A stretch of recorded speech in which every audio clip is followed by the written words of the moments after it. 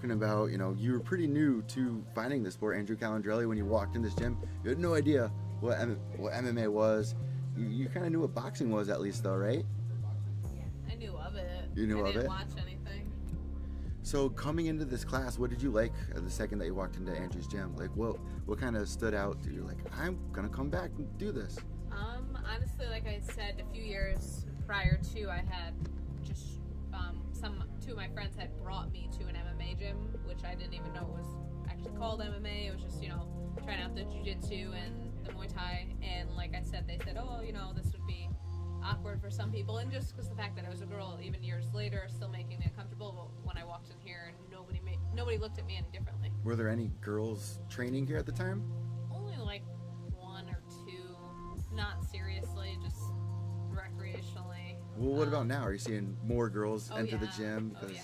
Well, I mean, and because I've been here for years, I would even tell women when they came to try out class, I'm here every time. You'll never be the only girl on the mat.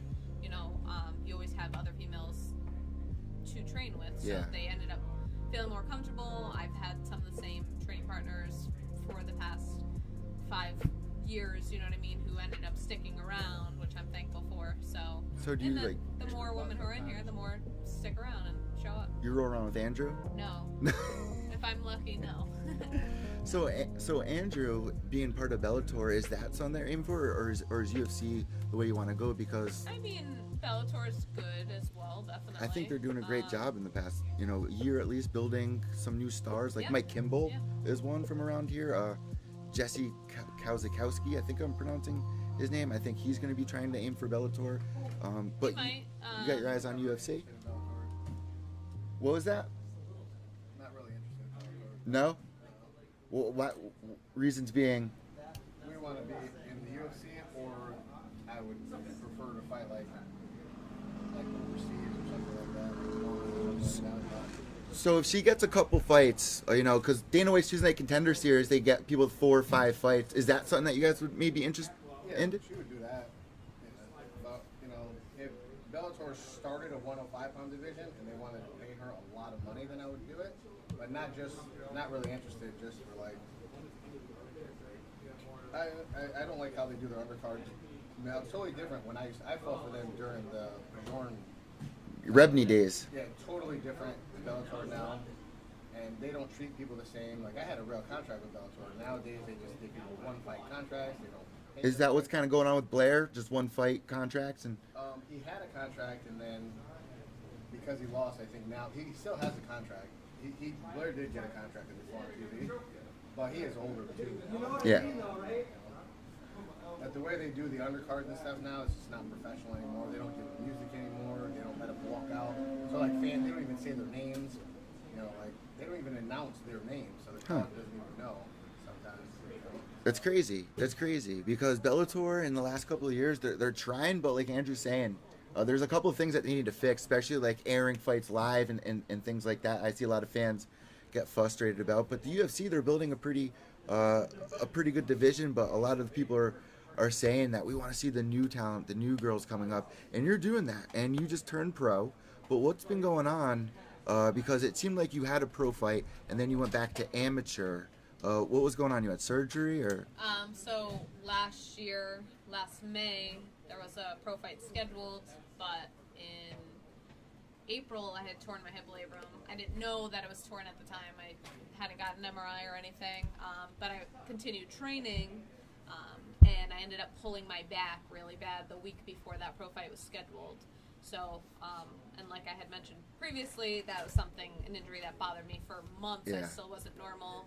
And after 2 months, somebody had recommended, that I probably had torn my hip labrum, and so I should get it checked out.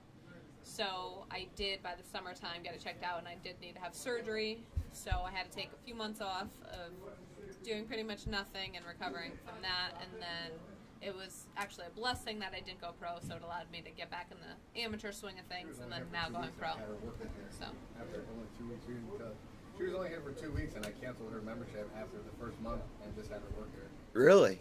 And then 3 months into it, I didn't want her working at her regular job anymore because I wanted her here day and night, and I made her quit her regular job, and I hired her here so she could pay her here. Blair was telling me you hired her to like answer the phone or just do like simple things, right? Well, I had already I worked at Planet Fitness for months. I want you training twice a day. Years ago, and I would be in here hanging out anyways when I got off work. Before I couldn't do the advanced classes, so I would just watch class. Yeah. The phone would be ringing, and I was like, just tell me what you want me to say. Like, I know how to talk to people. Like, I know how to answer the phone. I was working at a gym, a few months ago. Just, and then he started to realize, like, okay, she might be capable of doing a few things. So how grateful are you to Andrew? Because he's really invested a lot of time and energy into you. But something I want to know is he going to be fighting again soon, or what's up with him? I hope not at 155. No, you're not. You don't think so? Just grappling tournaments. I have to focus on. You can't be a fighter and focus on. There's too many big things going on. Between her being pro and Yuri's amateur boxing career, it's impossible. So Yuri really quick. Is Yuri here?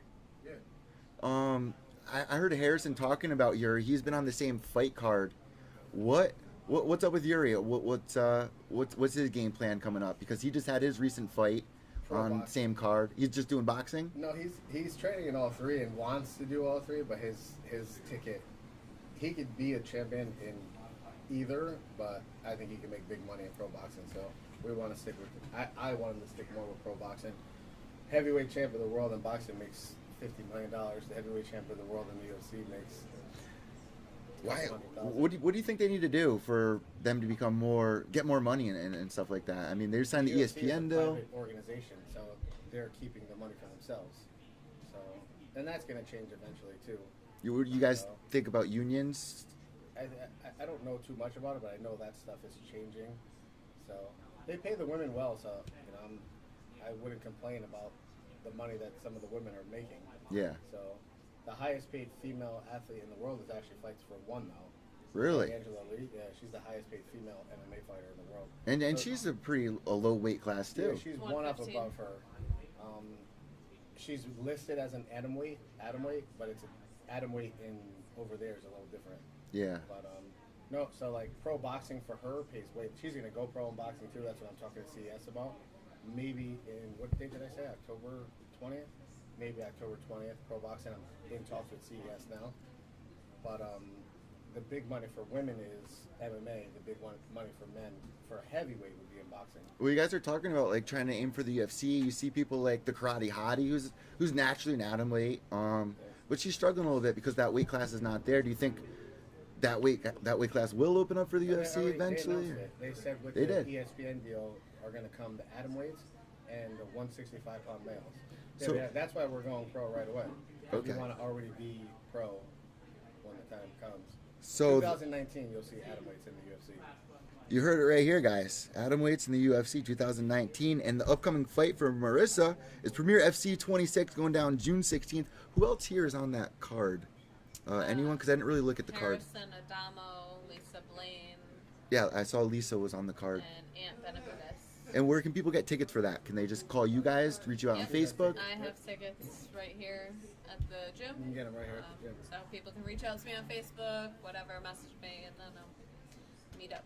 So I got kicked off of Facebook by the UFC, so I'm not on there. So where can people find you on there? I wasn't able to get that.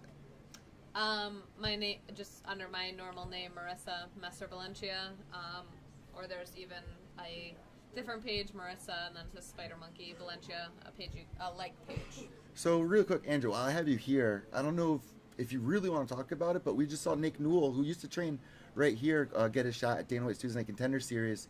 How do you think he'll do? Because he's pretty experienced. Yeah, he started with me, right? The first time he trained with me, he was in high school. Wow. So Nick trained with me for 10 straight years. I don't know who his opponent is. I don't know how. I don't know either yet. Yeah, I don't think they named it yet. So it depends on the person. How do you think he'll do in the UFC? I mean, he only lost to Justin, and Justin's done very well in the UFC and put on some amazing fights, even though he's on a 2-fight losing streak. That's the only person he's lost to. It all depends on who you fight. It all depends, Justin got thrown right into the top 10. So, there is a lot of people that aren't that good in the UFC, on these Ultimate Fighter shows. Yeah. I never heard of some of these people that fight. So it all depends on what type of push he gets. Justin, because he was the champ, Justin got thrown to the wolves right away. So it all depends on who you get thrown. Eddie Alvarez, His first fight was Donald Cerrone. Marlon having to fight like a Sun Sal. Like that's a tough. Yeah, That's so it all depends on what type of fighter you get thrown at you right away. So I don't know if Dana White would want to build him up or would he want to shut him down. You know, are you going to throw a killer right away or are you going to want to build the fighter up? You see, it's different for different people. You see, like Kenny Florent, he was a close friend of mine. We were training partners. They built Kenny up. They gave him fights that they wanted him to win, that he should have won, and he did. Yeah. To build him up. Some people, they don't do that. They just throw right into the top 10. So when you're focusing on some of your fighters, you're the guy who's picking all the fights. That's a lot of work. Some people who come from other gyms, they go and do their own thing and stuff like that. But my specific people, I pick the fights. You pick the fights for them.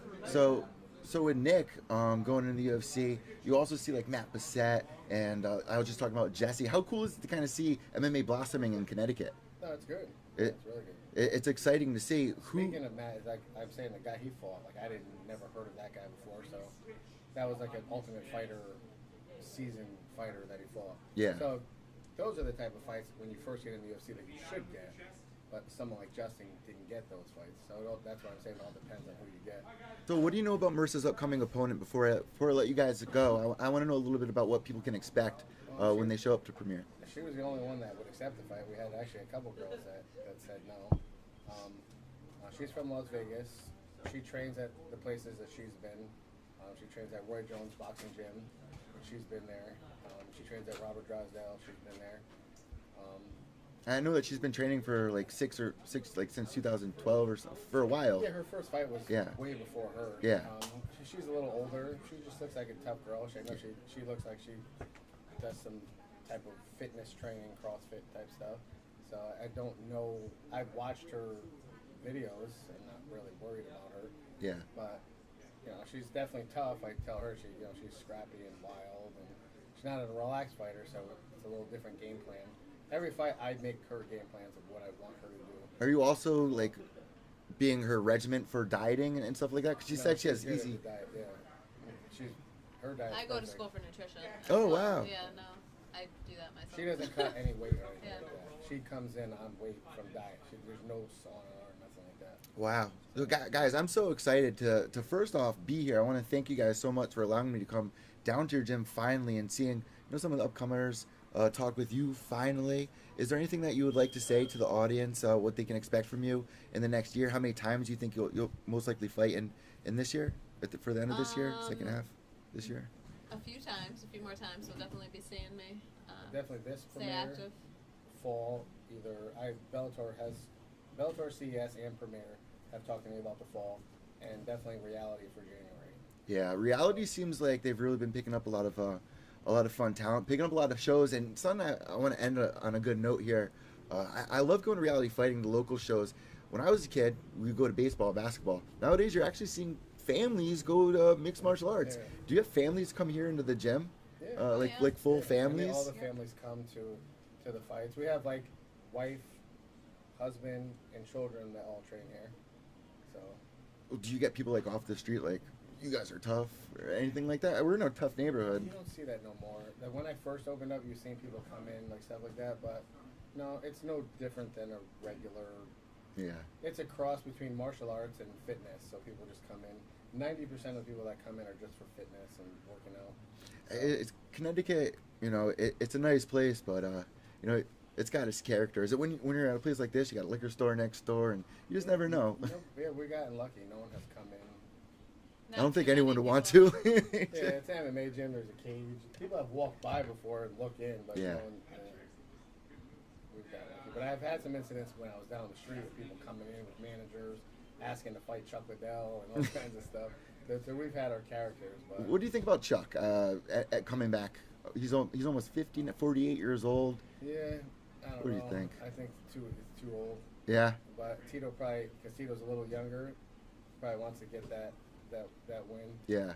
So I don't know. I like Tito. I've actually known Tito for many years, and he's a lot different in person and as a person than he is a character for the UFC. And he's actually a really nice guy. So I would be rooting for Tito if they fought, just because he's the coolest guy. Yeah, yeah. I mean, he's such a landmark. I'll never forget, like, after 9/11 happened, him walking out with the American flag. Like, you just... When he was UFC champion, we were in a club at Mohegan Sun because it was a what was it called? WEC. Before it was bought by the UFC there. And Showtime days. Tito hung out with us the whole time. We were in a club, and literally, like, me, Tito, all sitting at the same table. He was the UFC champion. He didn't have to talk to people. That's how I met him. That's how I started becoming friends with him. And I'm actually friends with his wife on Facebook, Amber, his girlfriend. So, like, that's His new girl. Yeah. Yeah. That's how we started talking. And he wrote things. He wrote all kinds of autographed pictures to send to my wife. She's a school teacher, for her classroom. Be good to her name was Miss Bailey at the time, Miss Bailey, and blah blah blah. So he didn't have to do that. Like he's a really nice guy. That's cool because you see these people on TV, you don't know like who they really are, and it's kind of cool. And like Marissa was saying, I think it's really cool that you don't know who all these superstars are, because when she goes into rooms or goes to a fight and she's like, "Who's Barb Honcha?" Like that's probably a better thing that you're not like, you know. So I want to thank you guys so much for letting me come down here. Last but not least, where can people find you on social media? I know that you're on Twitter, but is it the same tag for Instagram? Instagram, it's under Real Spider Monkey. Okay, so the Twitter is at Spider Monkey MMB, double MB. That's what I'm gonna be calling you. And one more time, what's your Instagram? Real Spider Monkey. And Andrew, where can people find the gym on Instagram or Facebook? The gym is Ultimate MMA CT, or under my name. So at Instagram, it says Ultimate MMA CT, but it's also under my name, Andrew Calandrelli. Guys, I want to thank you so much. I'll be back down here soon, hopefully, to interview some more people. And I wish you best of luck. And thank you guys so much for having me down here. Premiere? Yeah. I'm gonna try to get to as many things as I can over the summer. I'm not sure. I think I'm gonna be going down to Florida for Robert Turnquist was trying to get me to go down there to do something. So I think I'm gonna be down there during that time. Hopefully, I mean that would be fun. But if not, I'll be at Premiere or CES events. I've been going to a lot, so I'll see you guys soon. I always see you guys at Bellator walking around and weighing in. This Bellator, Chris Foster might be fighting. Blair might be fighting again. So only reason why I'm not interested in Bellator because I wouldn't want them to. I don't want to be on the undercard, and I don't want them giving her a contract. Yeah. If they wanted to put her on TV and give me a 1-fight deal, then I would do that. But I'm not interested in a 3-fight deal because then they try to lock you in some contract. I saw Jesse was also a little because when they were offering, he was kind of like, I don't know, because his father, and you've seen what happened to Eddie Alvarez and all that. I don't want her getting locked in. And then the UFC decides to start a 105-pound division, and because Invicta's contacting me already. I've been talking to the president of Invicta, Stephanie or Sarah, Shannon now. So we've exchanged emails and stuff. So I'm sure they're waiting to see what happens. That would be perfect. Invicta FC. Yeah. So the only bad thing about Invicta is that they only fight in one place. she can make money locally because she's a big sell tickets. Ticket seller. So I'm in Invicta. I'm really interested in, but I want to do like a deal where she could also fight locally. Yeah. So if they'll do a deal where she can box still and fight locally, then I would love to. I'm a little surprised that they haven't expanded. They only do fights there. It's like there's a lot of girls coming out, especially it's almost 2020. So and these girls can sell tickets. They have girls in New England that fight for Invicta. They had a show at Mohegan Sun. They're going to sell the place out. They don't got to stay where they are. But I've heard they do deals like that where you can fight locally too, because she wants to make money. Invicta, they're not paying huge, but she can make more money fighting for reality fighting than Invicta. Yeah, you know better than anybody that you need money. You can't. You got to operate on money. You know what I mean? Money, yeah. Especially when you turn pro. You know what I mean? Every fight's important. Guys, thank you so much. Guys, follow me on Instagram at Pure Evil MMA and on Twitter, Evil_Echo. White Knuckles to the end. Behave yourselves.